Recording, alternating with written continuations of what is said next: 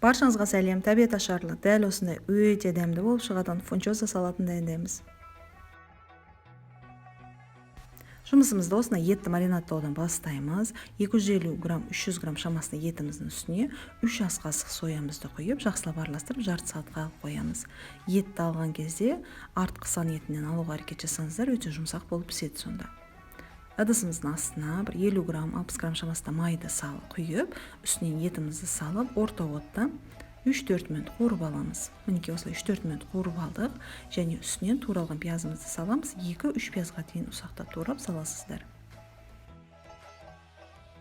Пиязымызды саған соң жақсылап араластырып жіберіп, отымызды төмендетеміз.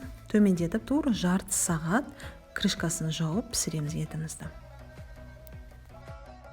Етіміз дайын болғанға дейін лапшасын дайындаймыз. Бір упаковкада 4 болады.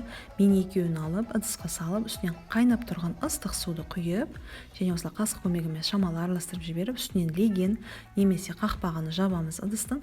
Тағы тура 10 минутке қойып қоямыз. Одан артығын ұстамаңыздар, лапшаңыз қатты сынып кетеді. Мінекей осылай лапшамыз әдемі болып 10 минуттен соң дайын болып тұр. Мұздай суға шайып жіберіп, суыны сырғытып тастаймыз. Салатқа салатын көкөністерімізді дайындап аламыз. Өзімізге ыңғайлы формада етіп турап аламыз. Қиярды дәл осындай етіп турап алдым. Тәтті бұрыш, сары және қызылын қолдандым. Ұзындау етіп турап аламыз.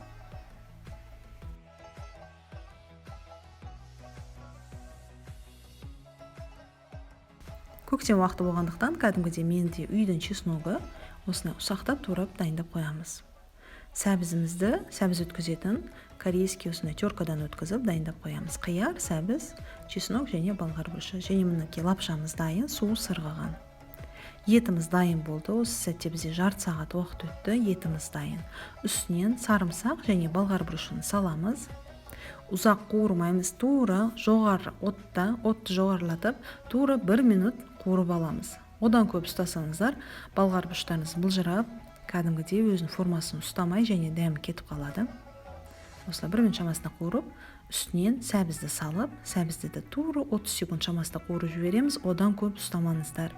Бұны теплый салат ретінде бергендіктен қуырып жатырмын. Ал егер асыға сыйып болмасаңыздар, сәбізді мүлдем қуырмасаңыздар да болады. Дайын осындай массамызды лапшамыздың үстіне саламыз. Ет пен көкөністерімізді осылай шамалы араластырып жібереміз. Бұл бізде дайын болған массамыз, және лапшамыз өте ұзын болып жатса, осындай кесіп аламыз.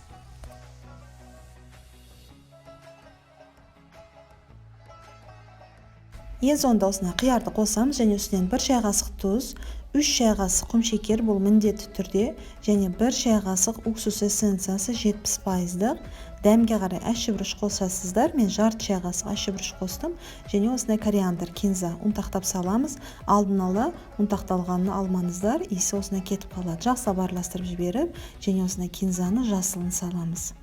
Жақсылап араластырамыз. Иісі өте керемет болады. Дәл осы дәмдеуішті қосыңыздар міндетті түрде.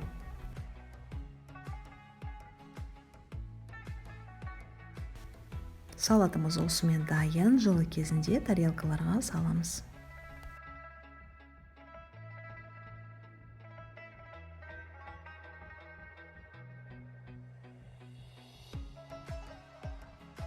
Осымен табиғат ашарлы, өте дәмді, көріністі, өте тамаша болып шығатын салатымыз дайын. Барлық пропорциялары дұрыс жазылған, дұрыс белгіленген. Сіздер де жасап көріңіздер. Сіздермен бірге болған Зияна. Арнама тіркелмеген болсаңыздар, арнама тіркеліп, лайк басып кетіңіздер. Подписаться батырмасын басып, қоңыраушаны басып қойсаңыздар, сонда жаңа шыққан видеоларын өткізіп алмай көресіздер. Ас болсын, сау болыңыздар.